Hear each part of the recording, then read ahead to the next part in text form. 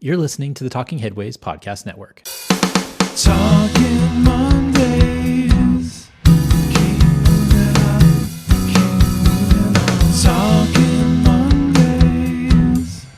Keep moving up, keep moving up.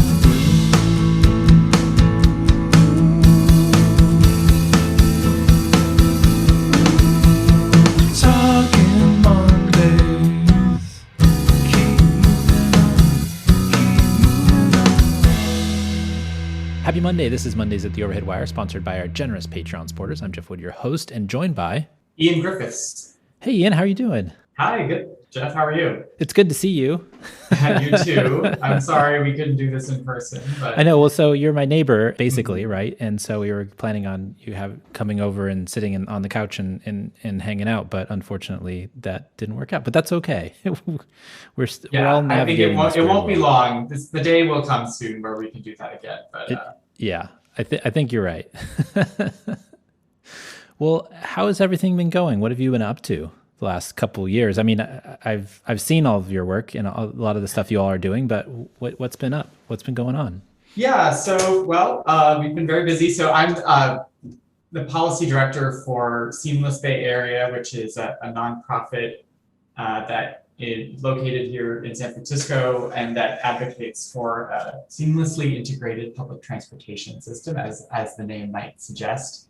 The past 2 or 3 years, which is I think the amount of time since we last spoke, have been very busy for us. We pivoted from in early 2020 being in the place where we were making a public announcement about legislation to convene a task force to look at governance of public transit in the Bay Area with Assembly Member David Chu. He's a state assembly member, and there's a lot of excitement about that bill. And then within a month of announcing that bill, the pandemic happened.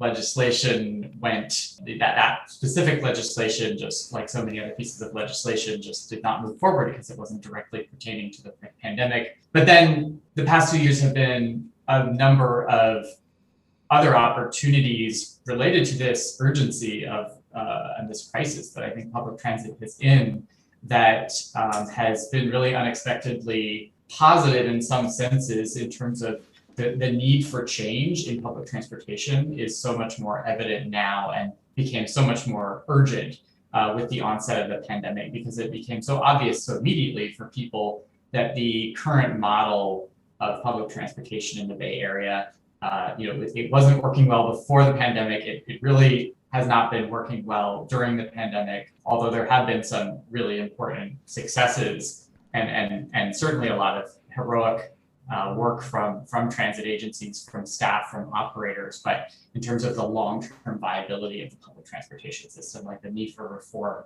has been a lot more broadly agreed upon. So I've been involved heavily in a regional effort called the Blue Ribbon Transit Recovery Task Force that was convened shortly after the pandemic set in by the Metropolitan Transportation Commission, MTC, our region's NPO, that convened leaders from across the region, civic leaders, nonprofit leaders, transit agency leaders, and some locally elected officials to develop a transformation action plan, a set of strategies to not only help us recover from COVID, but also transform into a far more integrated and transportation system that would actually be on a positive trajectory instead of this sort of slowly stagnating trajectory that has been the past two or three decades in the Bay Area, at least in terms of ridership. That's been a huge part of my work and Seamless Bay Area's advocacy. And then another piece has been more recently some more momentum around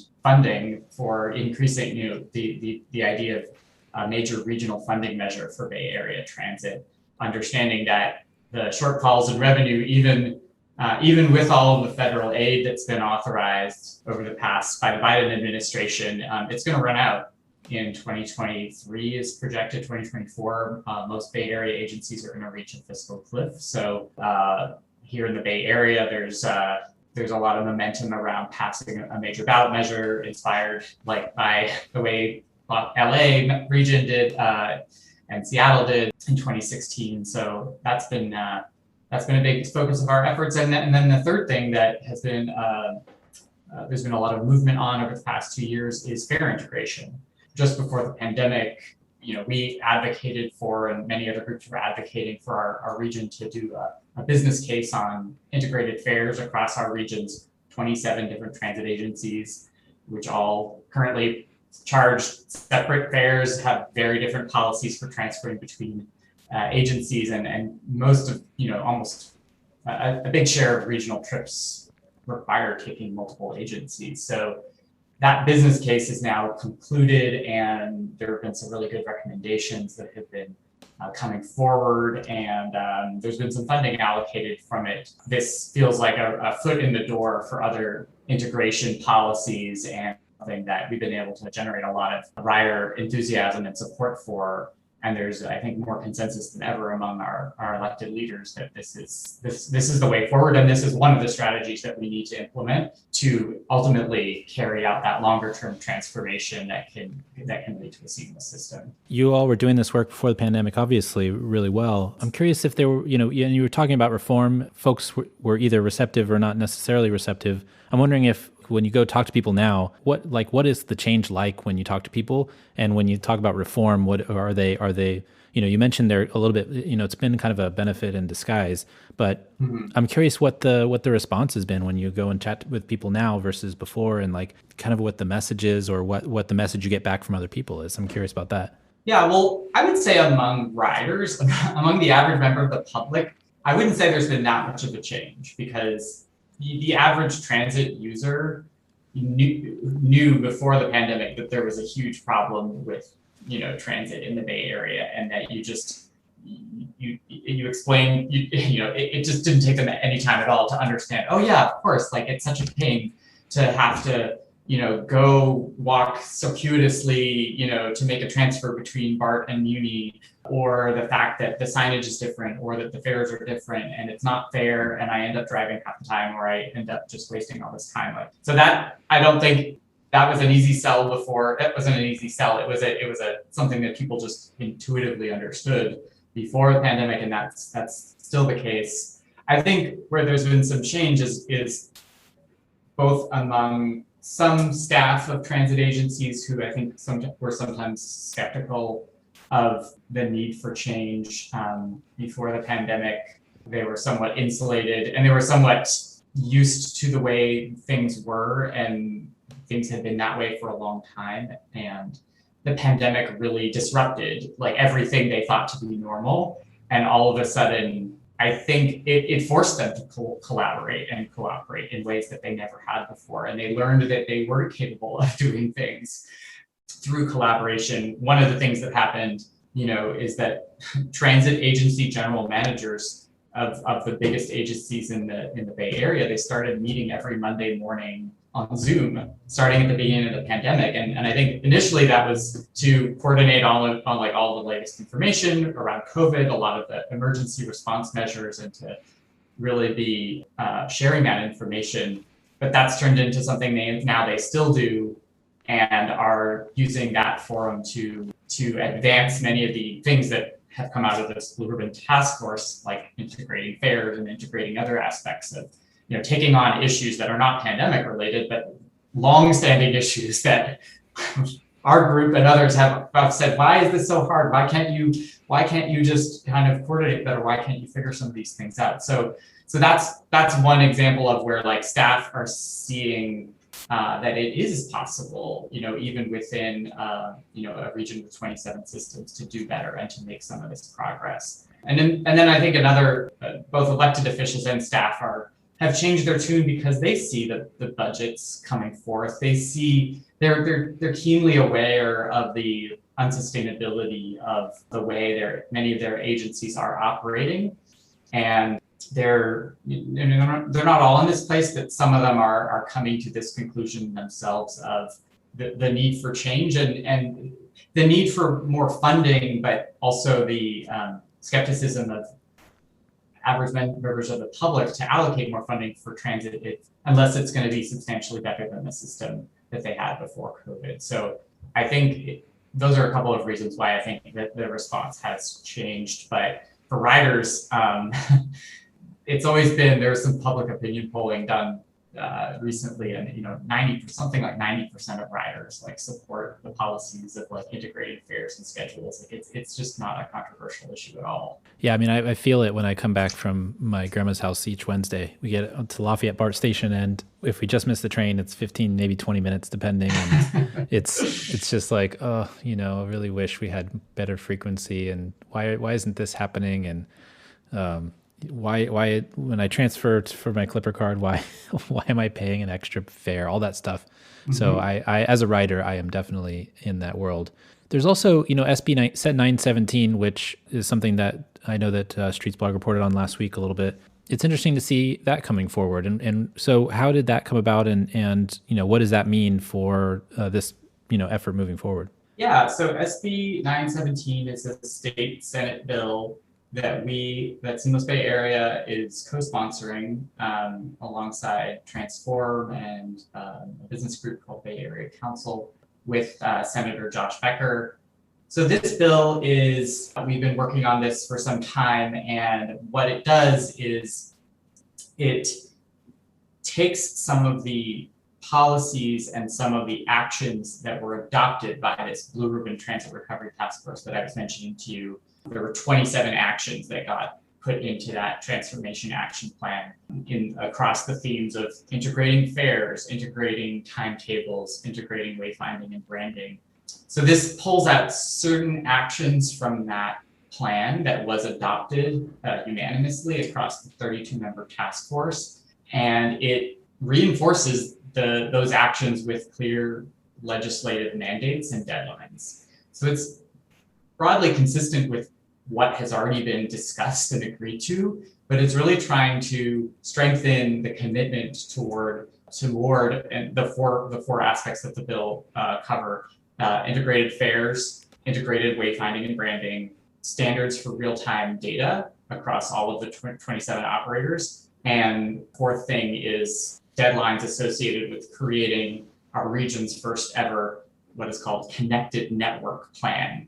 But basically a blueprint for service levels that we aspire to have across the region, a sort of operator agnostic service plan for the region, inspired by our state's state rail plan, really a version of it, what the integrated network that we should have, what are the frequencies, what are the travel times, what are the nodes that we want to have in the region, what are this, and use that as a planning framework going forward as we're making service decisions, as we're making the case to voters that we need more funding for operations. We have this common vision of a connected network that we're actually trying to build out. And that's never existed before in the Bay Area. And that's something that we think, it merits putting that into legislation, because it's meeting a deadline for that is going to be critical to our ability to go out to voters, we hope in 2024, and make the case for a big chunk of operations funding that's going to hopefully not only keep our system afloat, but allow us to expand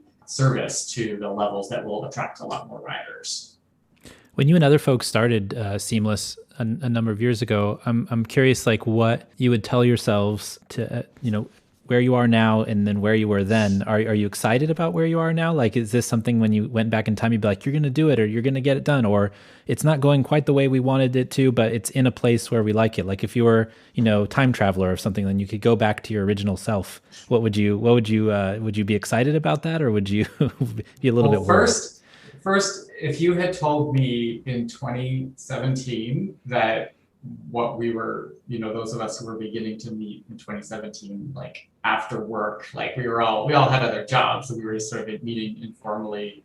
If you told me that in 2022 that I would still be working on this, I might have given up, because I definitely didn't think this was going to be a 5+ year project. Not that I thought things would happen overnight either, but I think I was looking for I was looking to get more involved in this area, and it's now been my full-time job for 2.5 years. So just that's a personal life choice. I would not have been able to predict that I would have quit my job at BART, 2 years in, and be kind of doing this work full time.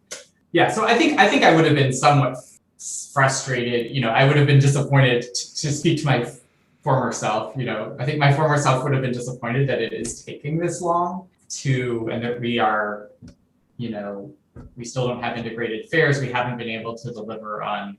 We've been able to deliver on certain things, and there have been some policy commitments that have been made, like on integrated fares. Like this summer, we're going to have our region's first all-agency transit pass that initially will just be a pilot for institutions. Like university students will be able to have like a monthly pass that's good, not just on AC Transit or not just on Muni, but a pass that is good on within their student fees, like any agency, which is everyone should have access to that pass. It's going to initially be available to students, but that came out of the fair immigration study, and that recommendation, that's certainly an example of something that I feel like helped make a reality. So I think in terms of the policies, I think that hasn't changed. I think just I would be frustrated, I think, about the incremental progress that we've made, that it's been so incremental, that it's required so much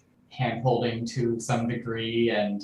But I think I'm a wiser person that's 5 years older now, and I'm probably just more, I'm learning that this is kind of, at least in California, how change happens. And on this topic, which so many people warned us about, I think at the times we were having those meetings back in 2017, 2018, beginning to meet with people who had been thinking about this issue for many decades. Their first reaction was like, oh my gosh, you want to take on the 27 transit agencies in the Bay Area? Like, we've talked about this before. You're not the first people to have this idea, and it's the right thing to do, but man, that's really complicated. That's really hard because there's just so many people involved. So, but no, I think I'm still doing this because I do feel like we're succeeding. I think we've made a lot of progress, and I feel hope that this will, like, if we stick with it, that we're on the verge of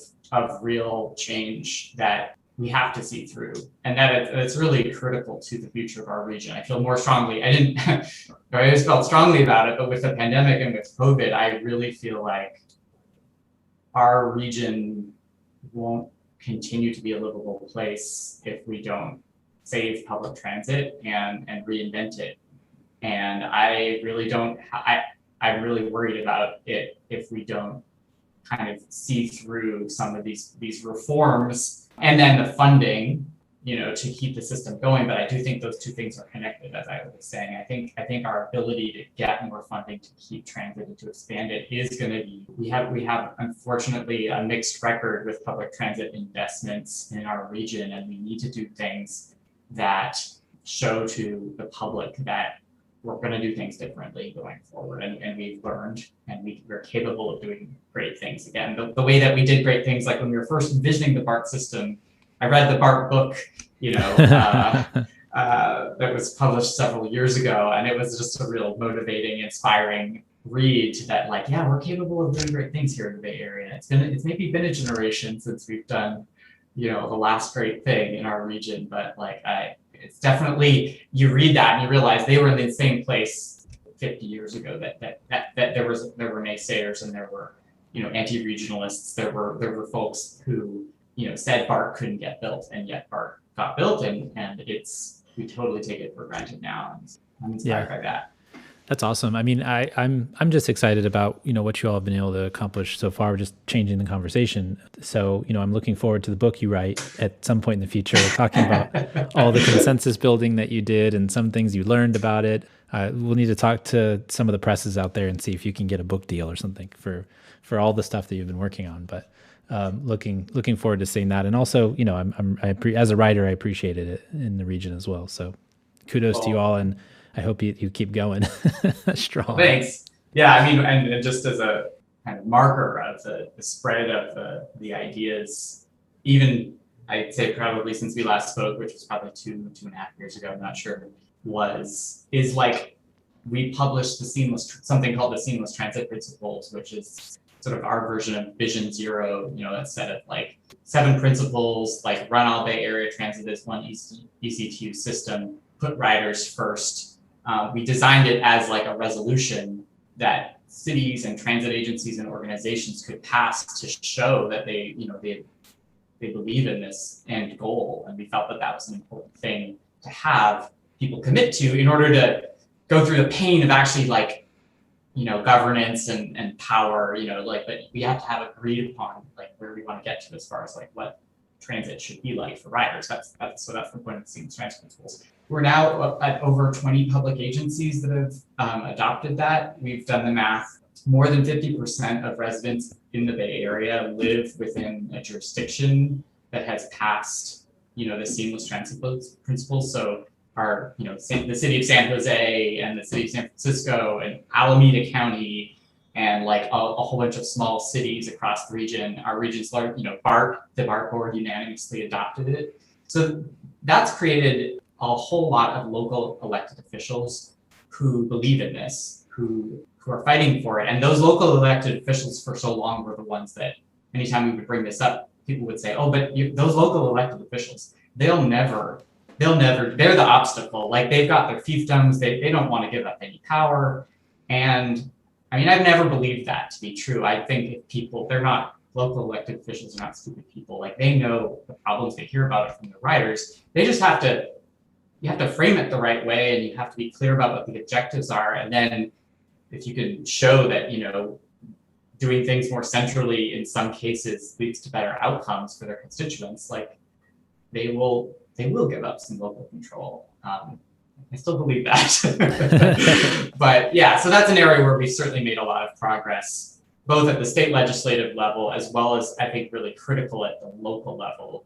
And a lot of the people who I would have never expected, to be supporters of seamless integration and of like any weakening of existing transit agencies' authorities to be able to do things more regionally as opposed to every single agency being able to make every single decision kind of completely autonomously with no overarching requirements for a region-wide scale. I've really been surprised and inspired by how many local officials are now believing in that and actively speaking up in favor of that. A good idea is a good idea. Well, shall we get to the news? Sure. Awesome. Well, this is episode 105. We're in session. Before we get to the show, I want to let folks know that they can get this podcast wherever you find your podcasts, including iHeartRadio, Spotify, Overcast, Stitcher, and of course, Apple Podcasts if they're working. Make sure you subscribe so you don't miss an episode. And subscribing means you get both Mondays at the Overhead Wire and Talking Headways on the same feed. Two fun podcasts, one great channel. Thanks to everybody who subscribes through podcatchers. We really appreciate that. You coming back each week.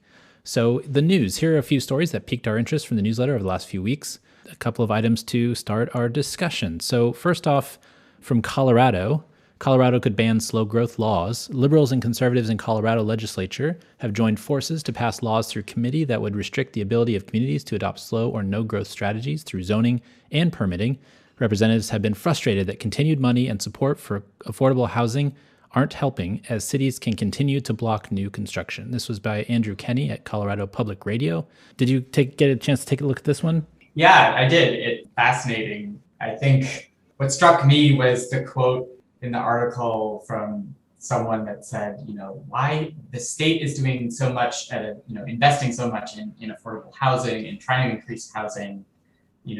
Presumably I would say like transportation, you could say the state's probably investing in a lot of things, and how does it make any sense that like individual cities are able to sort of thwart those investments or, by putting in place these policies that kind of directly, come at the expense of, those investments. So yeah, it was an interesting initiative. I think that was the most interesting thing to me too, is that, basically people are getting really frustrated that they're spending so much money, public money, on affordable housing, on other investments, like you said, and they're not getting as much out of it as they thought they might because of the limits that cities are putting up in order to block housing.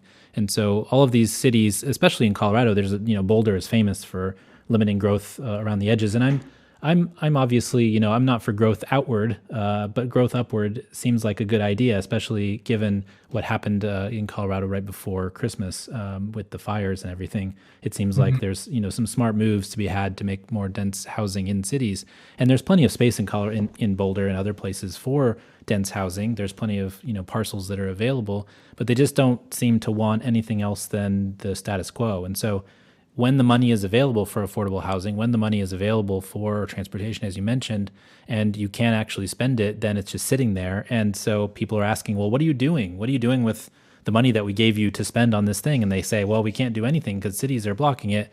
That becomes a big problem. And I think that's part of the interesting shift that's going on around the country is you're starting to see a lot of these communities blocking housing, and then you're starting to see the state governments kind of push back. We had kind of some stuff going on over the last week or so in Arizona, where they were thinking about zoning reform in some form or fashion for the whole state. Obviously, Colorado is thinking about it. California, obviously, as well. Oregon. So you're seeing it start to kind of spread out to the rest of the country. Yeah, I mean, certainly I would just to extend that a bit further, like if Boulder's limiting its growth at 1% a year, which I was pretty shocked about. I didn't know that. That's how it was actually structured. I think of these slow growth policies as not necessarily placing a limit on the number of units, but maybe just where you can build. But that's sort of basically saying to build this new housing, if it's going to get built somewhere in the state, you're forcing it to go places where you might have to build new roads, or it ends up being far more costly from a public standpoint. And it also, interestingly, that it's being brought forth by a number of Republican representatives in Colorado. I don't know what the housing dynamics are there generally, but I guess coming from California, and I just see the housing debate as being two shades of Democrats fighting with each other mostly. Usually, there aren't that many Republicans fighting in that I'm broadly aware of, because that's not really the main fissure. If you're in San Francisco, it's a whole weird world then compared to everybody else. Maybe I talk about that a lot too. Is the liberals arguing amongst themselves? Kind of related to this also is there was also kind of pop culture related. Anyways, there was also some kind of dust up with Dave Chappelle over housing in his hometown in Ohio. And so he was, saying, I'm not going to invest in this town anymore if you build this development, which includes for-profit housing and affordable housing. And then later on, after the backlash, his spokespeople come out and say, well, Dave's not against affordable housing, just not here. And it's like, well, that's the literal definition of NIMBY, not in my backyard. And so it's fascinating to see some of the state kind of pushback and local pushback on some of these things that, anybody who is living in these towns who's rejecting housing is going to start to feel the pressure, I think, in the same way that kind of Dave Chappelle felt the pressure in his town as well. And so maybe the NIMBY, YIMBY fights are going mainstream in that way as pop culture people are getting embroiled in these controversies. The next piece is from Ann Arbor, which is actually along the same veins to a certain extent. A lot of the articles today are along the same vein. I think our Sprawl article at the end, that is my last piece, is going to be related to all these as well. But who gains financially from zoning changes? Members of Ann Arbor's minority faction on city council want to find out who would benefit most financially from rezoning properties around a suburban shopping mall. Most of the owners are listed as LLCs, and the members say that they want to know who benefits from the transfer of wealth. The majority of council rejected their push for a report, saying this is just part of the larger city plan to rezone the area to allow more urban-style development near the mall. Ryan Stanton at MLive was the reporter on this one. This is an interesting kind of next step from the previous article in that and I think this is more of the liberal on liberal crime that's fights that are going on. There was a small set of the council who wants to know who is going to benefit from the upzoning. Because zoning does bring its own benefits and monetary and otherwise when it happens. And so I think a lot of it, kind of goes along with this discussion we've been having over the last decade or so, and going back to Citizens United about who gives to political campaigns and those types of things. So is it a bribe, quote unquote bribe of sorts, to have developers funding, political campaigns, and do they get favors back and that type of thing? I think to a certain extent that's where this is going, but it's also opening it up a whole other, kind of battle in the war over the future of cities, in that people are starting to think about who benefits from these changes, who is getting the largesse of the value that's being created by these zoning changes. And it's an interesting kind of back and forth between, two factions. I see both sides. I see the side that says, well, this is just regular planning and zoning. We're just trying to make a nice new urban neighborhood in an area that is a dead mall or will be a dead mall. And then the other people saying, well, you're giving these people an advantage over other people. What does that mean for the city at large? It's interesting. Yeah, I agree. I certainly, after I read this article, I was shocked. I was a little bit, my first reaction was one of just being a little bit abhorred that this is the new frontier of this is the latest argument that's being used, because, I think I'm going to out myself, as a Canadian and as someone who spent several years in Toronto and who just the pace of upzoning there is so extreme, and then the pace of development is so great over the past number of years that, I think in contrast, ever since I moved back to California, I've always just not really understood the hypersensitivity to these issues, because things just happen there. They get built, people adapt, new neighborhoods pop up, people see the benefits so much more quickly, I think, of this new development, that it's an understood thing when upzoning happens. And I think people see the amenities and the benefits and the transit that comes with it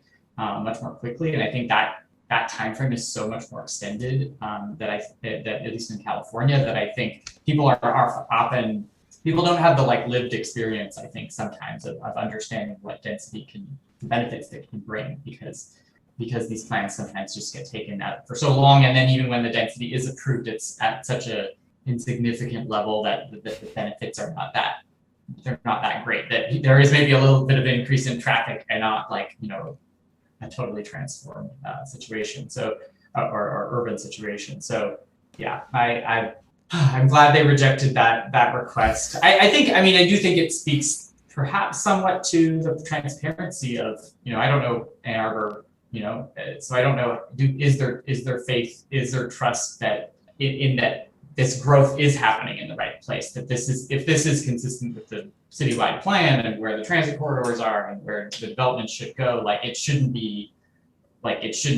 people shouldn't be suspicious of, it shouldn't be a surprise why this area is being zoned. But, and I guess I would just assume that this is based on some sound logic, but maybe I shouldn't make that assumption. I'm not from Ann Arbor, so I don't know if that's, maybe things are super secretive there, but this could also be a bad faith argument of people, progressive people wanting to think of any excuse they can to try to oppose, development. It's interesting. I read pieces from Ann Arbor from time to time, and I don't get the sense that it's a very combative place like other cities and other councils. I mean, you've seen recent articles about Charlotte, North Carolina, where the council is really kind of combative and they're really kind of at each other's throats to a certain extent. But I don't think I've seen that from Ann Arbor. And it might be that's the case, and I'm just not familiar, obviously, with the area. But I have seen that there's a lot of development happening, and there's a lot going on. There's a lot of discussion over subdivisions and things that are built on the edge of the area, and chopping down trees, and whether that's environmentally friendly and all those things. So I think it's just kind of it's a college town type of feel, because that's what it is. It's a college town. It's where the University of Michigan is located, and it's a small place where in the future it might be like in Austin, right, where they see these things happening in the future for other cities. And I've told friends in Austin decades ago, and I can say that because it's been about 20 years since I've been in Austin. I lived there, but I was like, "You're going to be San Francisco soon," and they're like, "No, that's not going to happen. Our housing prices are going to stay about the same price, and things are going to." And I was like, "Nope, you're just doing all the same stuff that we do, and it's going to happen." And here we are during the pandemic. Apparently, everybody wants to move to Austin, and the prices are going bonkers because they didn't build enough housing. And Austin has the benefit of kind of an escape valve, the way Boulder does, where, people can go and build in these communities outside Williamson County, just north of Austin, and Travis County. But it's interesting to see. So I feel like, this might be the next, step in the stepping stone. Ann Arbor to Austin to San Francisco, they're going to get there eventually in their political fights. are very, liberal and liberal, and these are the types of things that go on until until you can decide whether to build more housing or not. All right, next up. Slow it down. A new railway cooperative with 11,000 members in France will be using secondary lines to provide slow train passenger service between underserved areas of the country. The program is made possible after the EU opened monopoly rail services to competition and will cost much less as well. A trip from Caen to Toulouse is expected to cost €30 for the 10-hour journey. This is by John Lichtfeld at the Local.fr, which is a French site in English. I'm just I was excited by this because it's just a totally different article. I think a lot of the readers were too. I think this was one of the most read articles over the last 3 weeks, actually, because people were like, wow, this is something different. Apparently what's going on is they're taking some of the old rail lines that have been kind of decommissioned or less used, and they're still okay. They have some, rail tie replacement and rail replacement to do. But for the most part, they're okay, and they can take a train for a 10-hour journey across the country. But they're the routes less traveled. They're not the to Paris routes. They're not the places where most people go. It's kind of a cross-town connection rather than the hub and spoke. And so it's interesting to see them create these cooperatives and have so many members that they can have these trains that are going across the country, and people pay €30 and they can go on. That sounds awesome to me. I don't know about you, but it sounds pretty cool. No, it sounds awesome. It made me, very curious as to it made me feel, I don't like to dismiss international examples. I usually love international examples and use them all the time to demonstrate, to people here about why we can achieve coordination and all the other policies. I do feel like there's something fundamentally different though about both what you encounter when you get to these, small French towns on the rail and what might you be able to access when you get there. I feel like that may be a difference, as well as just the overall condition of these rail lines because I just think I think naturally of applying that here. And I just feel like my understanding of bringing back into service any kind of out of service rail lines, it's just so expensive, and it's so hard. So the idea of that, when I looked at this and the scale of it across the whole country, I guess they haven't ever fallen completely out of use. It was only a couple of years ago, I think, that some of them were kind of discontinued as routes for passenger rail. So it's not like it's been 50 years, places, it's not overgrowth and craziness like in a lot of places in the United States. There's not a lot of freight lines. I don't think it could be replicated here, honestly. It's just not. I should just give up that kind of way of looking at it. Sounds like a nice dream. Fundamentally different, but no, it sounds. That sounds like a. Instead of the California Rail Plan, we have the California Rail Co-op. Is that? Yeah, well, that was the other thing. I just don't understand. I guess I also want to makes me want to learn more about how do you run a rail co-op? How does that work? I guess you have a member. You're a member, and you also have to work. Maybe you have to also be a conductor part time. It's like with living in a co-op, and you have to be the chef, one night a week or something along those lines. Maybe you have to shovel the coal into the. I would join I'm sure they're electric. I would love for free transit. I would totally work a few days, shoveling coal, or probably not coal, but hopefully not coal. But I do a lot collecting tickets or something like that. I'd do a lot for a 10-minute headway on the J. That's for sure. I'd appreciate that. I just, being in France actually before the pandemic, in 2019, my family went to go on a family trip, and we took high-speed rail from the center of the country to Paris, and it was really fun. But it would have been really fun too if we rented cars because there was a lot of us, and so we had vans, two vans with a lot of people in it, and it was super fun, and it was nice to go to all these places. But I just think it would have been super fun also to kind of connect with some of these places. Through rail and going through a number of different countries in Europe, and I've been on a train between Vienna and Budapest and just kind of the back country, the back areas where you don't see very much if you're on the road, but on a train it's just a different experience. I don't know what it is, but it's super great, and I can imagine that getting off at any one of these little towns along the way, you'd have some sort of a there's something about it that would be awesome. Maybe like a small farmers markets and Sunday markets or whatever it is, but there's probably something cool to be had just by getting on the train and going. So, all right. Our last piece, or pieces, I should say, the main piece is from Anthropocene magazine. But it kind of led me to send you a million pieces, and I apologize for that. But I felt like they were all connected. High gas prices led to a decline in sprawl. A new study published in the journal Environmental Research Letters has tied the reduction in new sprawl development in this country to higher gas prices. The slowdown, they argue, saved about 7 million acres of forest and agricultural land from development, saying that a 3-cent increase in gas tax reduces land development rates by 2.84% per year. So they were looking at what's going on. I think it was like in the 80s and 90s, and they were looking at the reduction in development from like 2000 to 2015 or something along those lines. And they were able to show that, higher gas prices actually, correlates in some form or fashion to the reduction in development on the fringe. And I can see that. That makes a lot of sense.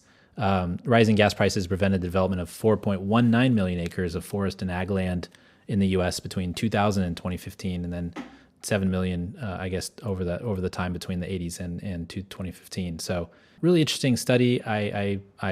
I'm sure that's connected to a lot of different ideas, but some of the stuff that I've been seeing lately from the infrastructure bill and other things, were giving a lot of money that's not related to the gas tax.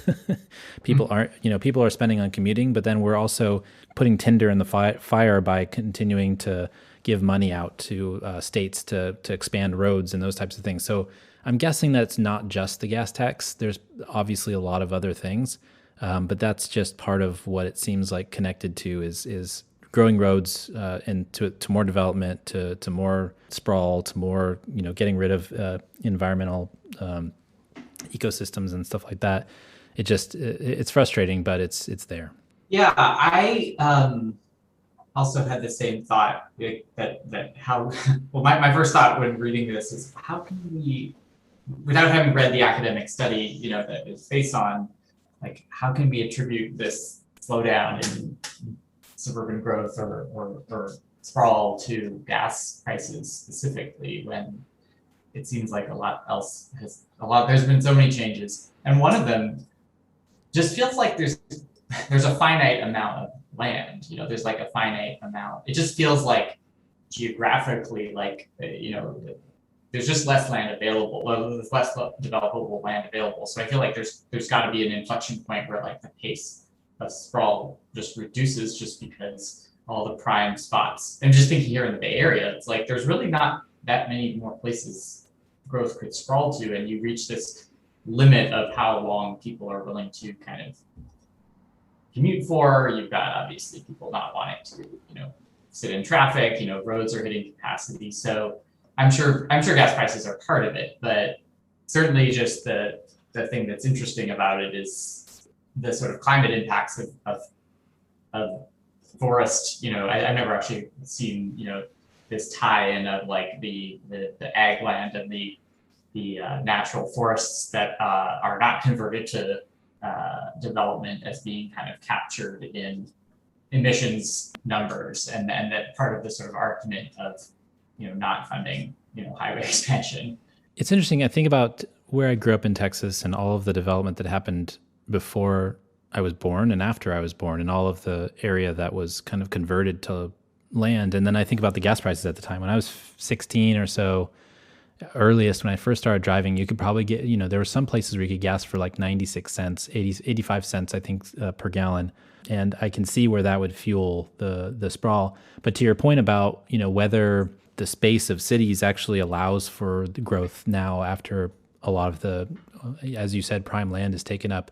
It's interesting to think about how that 30-minute commute shed really does govern kind of people's ability to live in different places. Obviously, we're stretching that here in California as you have a few, brave souls that go from the Central Valley to the Bay Area every day. But for the most part, people try to stay within a certain amount of time. And in 30 minutes to an hour, I think, 30 minutes obviously is a nicer time to commute. But I think a lot of people have extended that. But once you go and you get to places like the area between the Bay Area and Sacramento, for example, there's obviously development there, but it's not, it's not advantageous, and you don't have access to a lot of jobs in a job base necessarily. If you're in Davis or wherever, you can take the train to Sacramento, or you can get to the Bay Area, but it's hard to get to downtown Oakland or San Francisco in that same way. So it's interesting to see how you're limited in that way. And I don't know if like you said, I just don't know if gas prices are the only thing, and if actually it's more the road building really than it is the gas prices. I guess it's the people's mobility. I guess it's how well at a higher level, just what is the level of mobility that you have, and if you can only get to certain places, it's more like what's the commute shed like at any given spot. That spot's land value is going to be dependent on like how many jobs you can access within 30 minutes or 90 minutes, and on roads or maybe even on transit, and once all of those spots that had a lot of accessibility are built up, then it makes sense that like what land that remains, is just going to be less desirable. And it feels like we've hit that limit, in the Bay Area some time ago. Even those outer parts of the Bay Area are, there's developable land there, but I don't think there's people rushing to go build on it, because I don't think people, as inexpensive as it might be relative to some of the more central areas, it's also like it's the quality of life of what that means to live there, and if you actually are living, working in the Bay Area. So I'm also being like, I guess I have fresh in my mind, I recently read Road to Resegregation by Alex Schaff, in the book about sort of the history of the Bay Area's growth. And so I think it sort of just felt like there was a point in time in the 80s and the 90s really where that was when a lot of the growth happened. And when these growth policies actually would have been the most impactful, had we like figured out stuff. And now it's just sort of like, by the time the book ends, you're sort of like, yeah, we sort of missed that window. And now we're kind of stuck with the result of that. And, whatever happens from here on in, sort of, we're not going to sprawl a whole lot more. We're just going to have to sort of live with the sprawl we have and build out the transportation system to actually serve that, because like, people are living there. People oftentimes, like those are some of the people who are going to need transit the most, even though we built it in areas that are not, friendly to transit. We've got to provide people in those areas some way of getting. Do you think the pandemic and the change in kind of white collar work from home policies for these larger companies, obviously not everybody can work from home, and that's a whole other issue, but do you think that'll change some of this calculus? You also mentioned the 80s and 90s, which if we would have caught it then, which I think you're right, if in all over the country, if we would have caught it then, it would have been really good. But now we're kind of, and then also the Great Recession too, that probably changed things too in 2008, 2007, when that happened, the housing crash, all these things kind of coming together. But do you think that the pandemic in the work from home kind of change is going to change that calculus for some folks? I mean, obviously, if you're only commuting twice a week, 3 times a week, is it going to be more palatable to go an hour and a half rather than if you have to do it every day? Yeah, no, but yeah, I mean, I certainly know people. To me, what I observe more, and this is not a representative sample, but I guess just like anecdotally, it feels like it's leading some people to like leave the region altogether. And it's not so much that they're moving to the same communities that were like at the frontier of sprawl before the pandemic, but they're moving just to Sacramento. They're moving to entirely different metropolitan areas, or they're moving to Lake Tahoe, and I know those are like, I've been reading articles about like how there's certain pockets of like certain metropolitan areas that have, like, I think Lake Tahoe is one of them, where like just prices have gone crazy because people have just relocated there and are working remotely from there. And Lake Tahoe's, it's like a 4 or 5 hour drive from the Bay Area. So if your job is here, you have to come into the office even once a week. It's probably doable. I would have never considered that as part of the commute shed of the Bay Area. So yeah, I don't know to what extent. I guess it's the frontier of Bay Area suburbanization is kind of like Eastern Contra Costa County or Tracy. I'm not sure. Are there more people moving to Tracy now because they can work from home more often? I'm not sure if those are. I don't know. I guess I don't know anyone who's moved to Tracy. Maybe the people. I guess I'm just wondering whether the work from home, the white collar, work from home, the jobs that may be able to go fully remote or almost mostly remote, if those are the same in some cases they may be the same communities that were like at the front edge of Sprawl, but I think in other cases they're much further afield, and they're people who are I don't know if it's fueling Sprawl as it is just fueling totally crazy growth in small communities that in like that Boise are, or exactly, that never were kind of part of the economy of the Bay Area before. It's interesting that there's like this great, almost like it's created this great Western commute shed. People in Montana, people in Boise, they're all, in Bend, Oregon. People are going, a lot of people go into these places, and it's all the commute shed to Portland, Seattle, Bay Area, Los Angeles. It's as if they're all interconnected, and we should be connecting them with good transportation that's not driving or flights. But that's a whole other day. We'll have you back for that one. We'll see what happens as we'll see what next happens. 2 years transpires. Well, this week and every week, I want to thank our generous Patreon supporters. You guys are awesome and keep the show going by listening and supporting each month. The show and Talking Headways really wouldn't be here without you. So thank you very much. And you can support the show by going to patreon.com/theoverheadwire. We've got people signing up all during the pandemic, and we're super appreciative of that. $2 a month and you'll get some stickers and a handwritten note. $10 a month and you'll get your bus-only scarf. Bus-only scarf is sold out for if you want to purchase it on the website. But if you do want to become a Patreon, I have a few left. So feel free to sign up there. Listener questions and comments. Obviously, if you have any comments or questions, feel free to email us or tweet at us on any of the social sites where the podcast might appear. TheOverheadWire@gmail.com, The Overhead Wire on Twitter.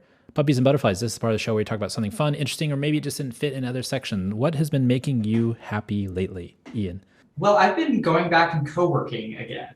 Okay. So that has really changed my whole kind of level of happiness. It's really amazing. So, and why is that, Lou? I mean, like, I'm curious, like, what about it is it because you're a people person and you like to be people around you, or is it? Well, to be totally honest, there aren't that many people there. So it's really the amount of human interaction that I'm having is extremely low, because there's the place that I go to, which is about a 15-minute bike ride away in downtown San Francisco.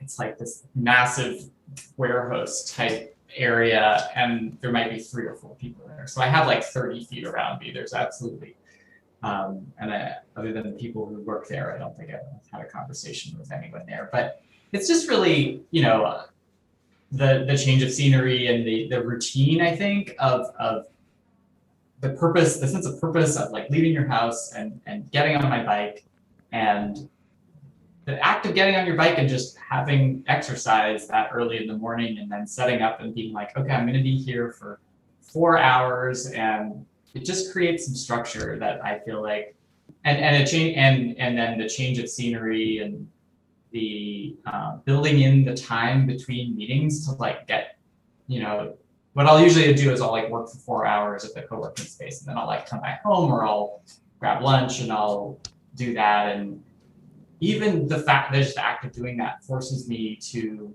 not book meetings back to back to back all day long. I have to build in time for that. It's all of those things. It's not so much I've never really talked that much with my fellow coworkers. Even before the pandemic, when there were lots of people around me, I wouldn't really about it. I don't like chit chat with people. It's really amazing how it's changed my kind of optimism and point of view, and I'm trying to encourage other people to do it, because I think it's safe. I think if you're vaccinated and if you feel comfortable doing it, but I think more people need to do it if these places are going to survive, because they're not making any money, and I just worry if people don't come back soon, we're not going to have even the option of going to co-work in places. So I really want them to survive, and I know a lot of them have shut down. And I also want to patronize like a lot of the businesses in that, the lunch places and the other spots that are really hurting, certainly in the Bay Area, in San Francisco, where I think we have like the highest work from home rate still. Like we're like the slowest to recover in terms of office occupancy, and as a result, transit ridership. So what's been do I get to ask you the question as well? Yeah, sure. Sure. What's been bringing you joy? Oh, it's interesting. I mean, you mentioned working from home. I mean, I've been working from home since 2014, so it's definitely interesting to see everybody else being on the same kind of same place as me to a certain extent, which is interesting. And I do miss a little bit, even from before then, even before 2013 when I worked in Oakland. I do miss that kind of separation between work and home, and kind of taking that little mental break. Because now I get up from my computer and I walk to the back room and we start making dinner, which is great. And it's always been great because I've done it for 8 years now. But it's just there is a little bit of that separation that's good. In terms of generally what's making me happy, we're watching the Winter Olympics, and I love the Olympics so much. I know that there's some geopolitical stuff that people are not happy about, whatever else, but I just every time there's an Olympics, I'm in it. I feel like it's a really good opportunity for the countries to have this dialogue of sorts that's not war, and it's not arguing over money and things like that. It's actually just competition. So I really, really, I just get absorbed into it. I like all of the stuff that has, you're racing against time. You're not racing, and most of the time it's against yourself, not necessarily somebody else, even though you are going against other competitors. But if you watch like downhill skiing, it's crazy. I mean, they're going 70 miles an hour, and it's bonkers. And I don't know why they do it exactly, but it is fun to watch. And they are really competing against themselves and their own personal bests and their own, kind of fighting against the snow in their own ways. And it's really it's just really fun. And as a former athlete myself, and who had Olympic aspirations at one point, Really? every time I see see somebody getting a gold medal, or see somebody really tearing up at the American flag, and I know you're Canadian, so you probably have some "Oh Canada" moments as well. But I just Not so much this Olympics, but not so well. just because we haven't been doing that well. But I just like it for the competition and for just kind of the memories it brings back from a really good time that I had in the past, as a runner. So I do Oh appreciate yeah, it a lot. I'm sure your listeners all know, but I was like, what are you talking about? Okay. Yeah, right. yeah. Cross country running? I ran track and cross country in high school and college, and professionally for a very small amount of time. And so, I quit the year before the Olympic trials because I just wasn't good enough, and I figured my talents were better taken elsewhere besides running by myself for 90 miles a week. But I did appreciate, the time that it takes for these people. I mean, these people, they work their whole lives for this one thing, and for track and field specifically, the Olympics is really the thing.